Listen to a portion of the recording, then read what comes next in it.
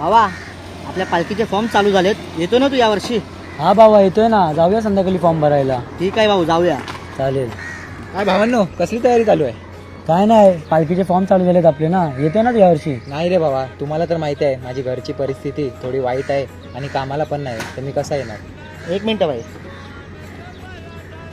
हे ठेव, तुला संध्याकाळी जाऊन फॉर्म भरून ये. धन्यवाद भाई. हा भाई.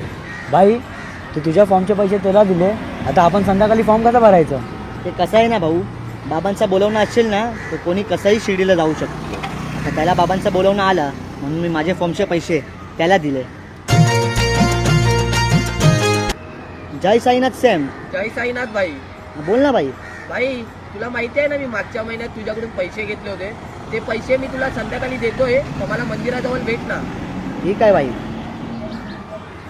कोणाचा फोन होता एवढा खुश झाला? काय नाही भाई, आला ना मला पण बाबांचं बोलवणं. जाऊया आता आपण संध्याकाळी फॉर्म भरायला.